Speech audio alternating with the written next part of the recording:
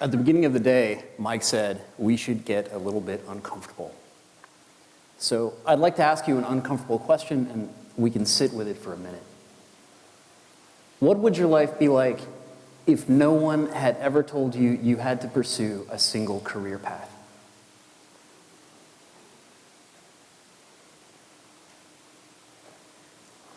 Would it be different than the life that you live today? We've been misled by our society for a while. Specialization is great for insects. But as people, it's not our normal state. People aren't by nature specialists. By nature, people are polymaths. And if you're not familiar with the term, a polymath is a person of encyclopedic learning, which sounds really hard. But think of a Renaissance person. That's what we're talking about. All of you are naturally polymaths. Your mind's wired for it, and it has been since the day you were born. As a child, I wasn't convinced of this. I used to spend a lot of time wondering about the shape of the world. Not round, but the things that we interact with and think about, the math and the government and science and technology, how did all these things come about? And what I found was a list of intellectual giants, remarkable people, polymaths. A relatively small number of people have had a disproportionately large effect on our world because they've been able to solve problems that were above the ability of most of the rest of us. Complex problems no one else could crack open. And consequently, history has put these already giants on a fairly high pedestal. As a child, I would look up at these people and be amazed at the things that they had accomplished that I could never aspire to, because they were very special people, and they were special in all of the ways that I wasn't. You don't feel all that special as a poor farm kid from the sticks.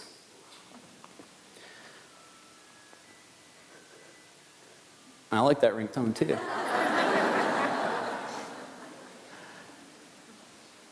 What's funny in retrospect is that growing up on a dirt farm lays the foundation for you to become a polymath. There are a lot of unrelated skills that you have to learn. There's some practical skills like how to plant and harvest crops, how to take care of animals, and how to kill them. There are mechanical skills as you're trying to squeeze every last hour of work out of a machine that you absolutely can't live without, but can't afford to buy parts for. And you know that you can't afford to buy the parts because of a set of financial skills you have to have if you don't want to go broke. They're disparate skills, and you learn them out of necessity. Necessity is, or at least can be, a great teacher. But necessity is about reaching the minimum, whereas a polymath reaches for the maximum. Polymaths aren't driven by necessity. They're driven by curiosity. And a dedication to satisfying that curiosity is the thing that yields this deep, deep understanding. And these are the two keys of learning like a polymath: curiosity and dedication. Now, most of us have been taught that curiosity and dedication are mutually exclusive, that, in fact, curiosity is a distraction away from your dedication, and it might kill your cat. But the missing part of that Venn diagram is the middle, where the dedication is to curiosity itself. As aspiring polymaths, we have to cultivate that curiosity and dedicate ourselves to its pursuit. Now, saying these two things have to be present in you doesn't mean that they have to be balanced. As you start to lean on one or the other, different strategies for learning appear. Directed learning depends more heavily on dedication than curiosity. Historically, this looks like Leonardo da Vinci. Da Vinci used the knowledge that was already in his nugget as a stepping stone to the next thing he wanted to learn. So to give you a sense of how that feels, Imagine for a moment that you are a young Leonardo da Vinci. You know how to sketch at this point, but you don't yet know how to paint. In order to learn how to paint, though, you have to learn how to mix paints because you're underage, you can't drive, the nearest Michael's is pretty far down the road. So you head to your apothecary shop because that's where you're going to find pigments and solvents and oils, and you grab your stuff and you're mixing up your paint and you look over. And that's the same techniques that the apothecary is going to use to mix up the medicine. So you take the short additional step from mixing paint to learning to mix medicine. And from there, it's just a couple of additional steps to anatomy and physiology. It's a few short steps from rendering architecture on canvas to designing architecture, to engineering the structure, to engineering the machines with which you build the structure. Short steps. And as a young Da Vinci, you're driven to learn all of this because you have your heart set on solving a problem so complex that, as far as you know, it's never been solved outside of mythology. You want to fly.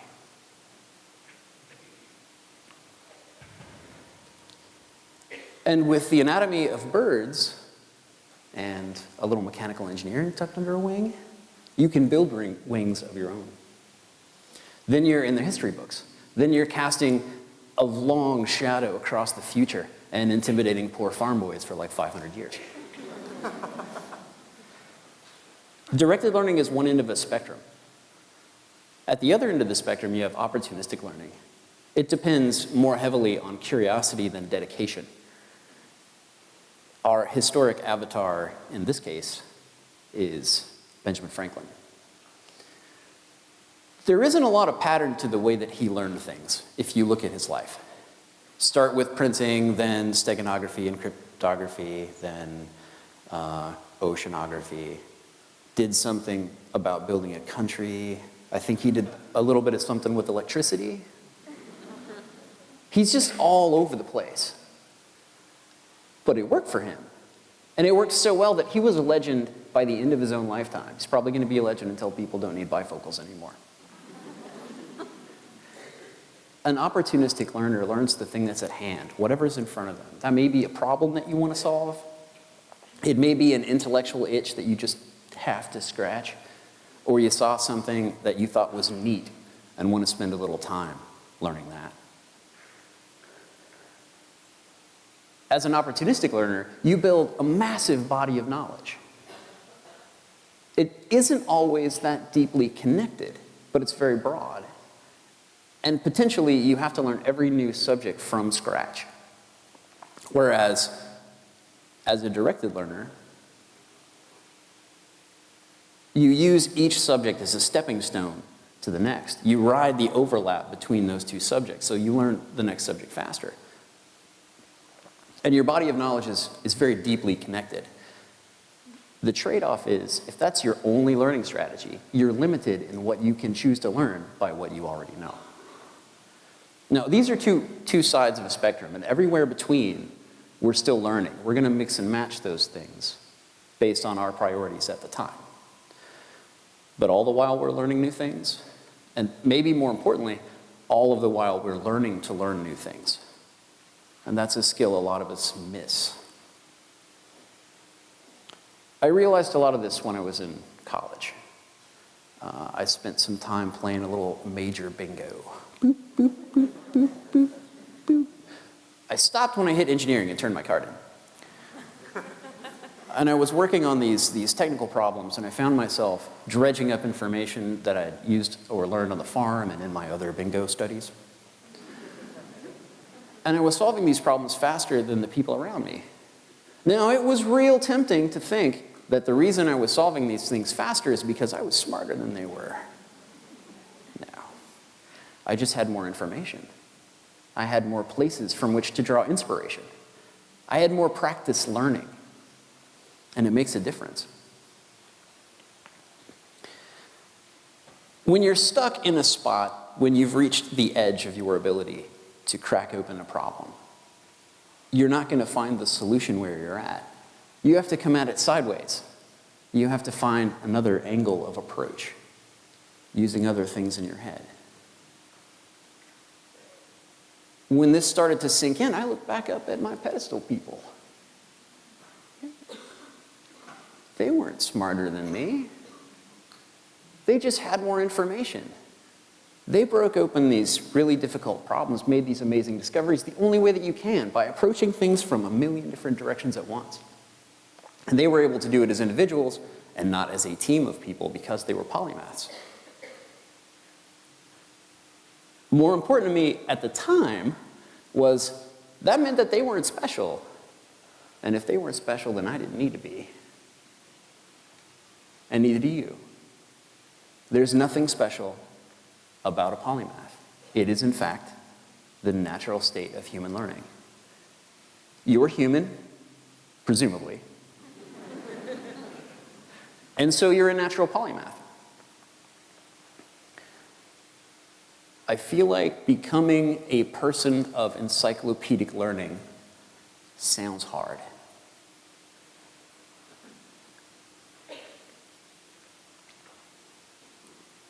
And you may not believe that you are a natural polymath.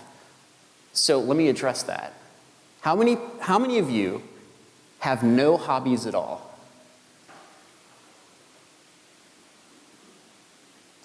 That's about what I thought. That's the polymath inside trying to claw its way out. It wants to see the sun.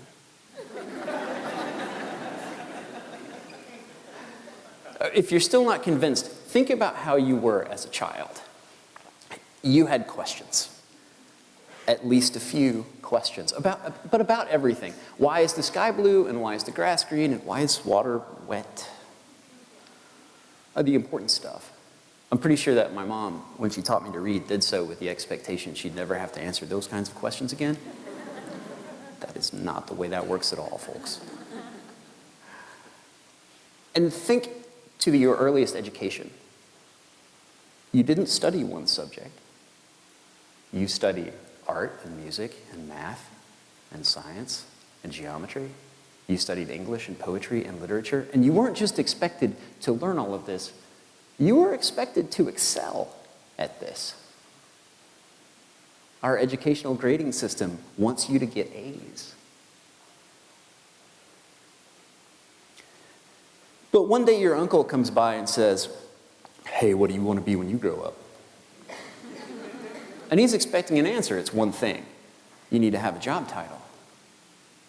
Somewhere along the line, our society starts to pigeonhole us into this course of pursuing one career with phrases like, do one thing and do it well.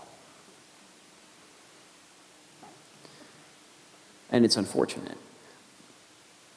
But maybe you've noticed a rise, a revival of intellectual curiosity as we have conversations about generalists or the value of the modern Renaissance person.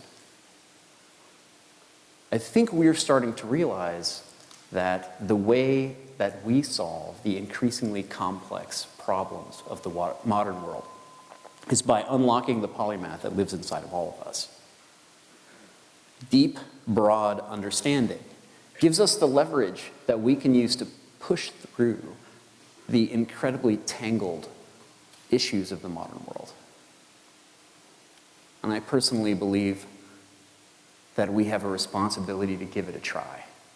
The world and all of its residents depend on us, who are willing to learn outside of our comfort zone, who are willing to tell our ego to sit down and feel a little stupid for a while as we learn something completely new. It is easier than it sounds. Person of encyclopedic learning. Encyclopedic learning. Oh my God. It sounds rough. But think about that boundless curiosity that you had as a child. And just tap into that. Allow yourself the freedom to wonder at the world. But remember also that it wasn't an idle curiosity, it was an active curiosity. So if you find yourself with a curiosity, wrestle that thing all the way to the floor. And don't give up. curiosity, dedication. Everything else is just topic selection. Well, okay. Maybe a little patience. Some things you can learn in a week, and some things take years, and you're going to be doing this for the rest of your life. So don't be hasty. Be patient. Your fence posts are dedication and directed learning on one side, curiosity and opportunistic learning on the other. Between those fence posts lies a path. It is a path that leads to the polymath that is inside of each of us. That path leads out of the cage of specialization that our societies and our cultures try to squeeze us into. That's the path that leads from the chair you're sitting in to the history books. So instead of pondering the shape of the world like some poor farm kid from the sticks, let's shape it ourselves.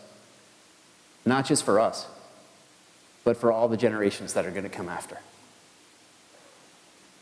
Thank you.